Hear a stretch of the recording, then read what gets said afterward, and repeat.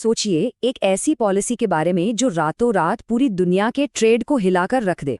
एक ऐसा कदम जिससे हमारे इस्तेमाल की लगभग हर चीज की कीमत एकदम से आसमान छूने लगे। आज हम एक ऐसे ही प्रस्ताव की गहराई में जा रहे हैं जिसमें ठीक यही करने की ताकत है।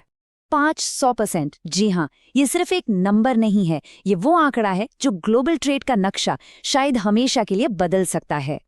तो सवाल ये है कि आखिर ये चौंकाने वाला नंबर आ कहां से रहा है और इसका असली मतलब क्या है।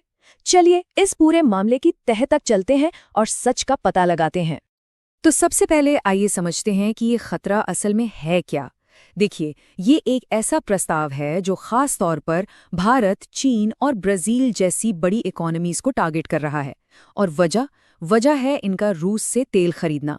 प्रस्ताव बिल्कुल सीधा है। अगर कोई भी देश रूस से तेल खरीदता है तो उसे अमेरिका को बेचे जाने वाले अपने हर सामान पर 500% का जबरदस्त टैरिफ देना पड़ सकता है।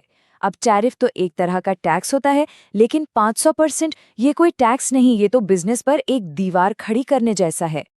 अब चलिए थोड़ा भारत पर फोकस करते हैं, जो इस जियोपॉलिटिकल चेस के खेल में एक बहुत ही जरूरी प्लेयर बन गया है। ये जो आंकड़े हैं ना, ये पूरी कहानी खुद बयां कर देते हैं। भारत अपनी जरूरत का लगभग 32.3% कच्चा तेल अकेले रूस से खरीदता है। इससे भारत रूस के सबसे बड़े तेल ग्राहकों में से एक बन जाता है और इसी वजह से वो इस टैरिफ के लिए एक प्राइम टारगेट भी बन जाता है। और हाँ, ये सिर्फ कोई खोखली धमकी नहीं है। जो दबाव अभी बनाया जा रहा है उसका असर भारत के ट्रेड पर पहले से ही दिखने लगा है। इसके नतीजे असल दुनिया में भी सामने आ रहे हैं। अमेरिका को होने वाले भारतीय एक्सपोर्ट में लगातार गिरावट देखी गई है, जैसा कि हम जुलाई से लेकर सितंबर तक के इन आंकड़ों में साफ साफ देख सकते हैं। और इस दबाव की वजह से अब जमीन पर एक्शन भी दिखने लगा है। इंडियन रिफाइनरीज पर कड़ी नजर रखी जा रही है और रिलायंस इंडस्ट्रीज जैसी बड़ी कंपनियों ने तो रूसी तेल की खरीद में कटौती भी शुरू कर दी है। नतीजा ये हुआ है कि इंपोर्ट पिछले 4 साल के सबसे निचले लेवल पर आ गया है। इस कहानी में एक पर्सनल पॉलिटिकल एंगल भी जुड़ जाता है। एक कथित टिप्पणी से ये इशारा मिलता है कि इन आर्थिक चालों को एक पर्सनल जीत के तौर पर भी देखा जा रहा है। तो ये खतरा हकीकत में कैसे बदल सकता है? इसके लिए एक बहुत साफ कानूनी रास्ता बनाया गया है। सैंक्शंस ऑफ रशिया एक्ट 2025 नाम का एक बिल है। इसे अमरीकी कांग्रेस के दोनों सदनों यानी सीनेट और हाउस ऑफ रिप्रेजेंटेटिव्स से पास होना होगा और फिर जैसे ही प्रेसिडेंट इस पर साइन करेंगे ये एक सख्त कानून बन जाएगा। तो आखिर इस आक्रामक ट्रेड पॉलिसी के पीछे का असली मकसद क्या है? ये मामला सिर्फ पॉलिटिक्स से कहीं ज्यादा बड़ा लगता है।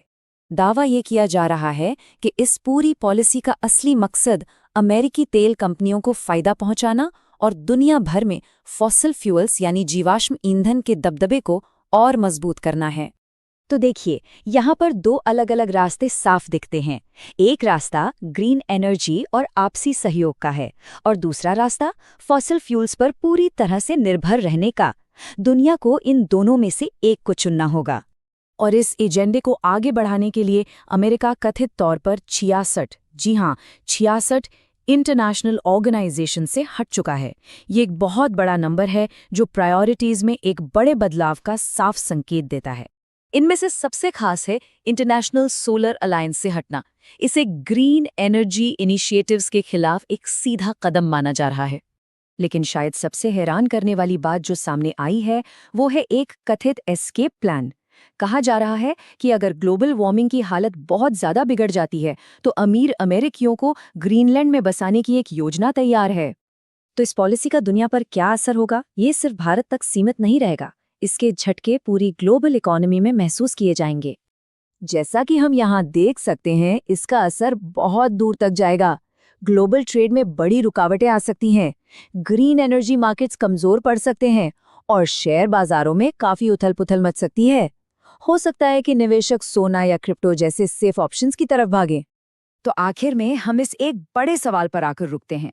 क्या ये सिर्फ एक ट्रेड वॉर है या फिर हम एक नए वर्ल्ड ऑर्डर की शुरुआत देख रहे हैं? इसका जवाब तो शायद आने वाला वक्त ही देगा।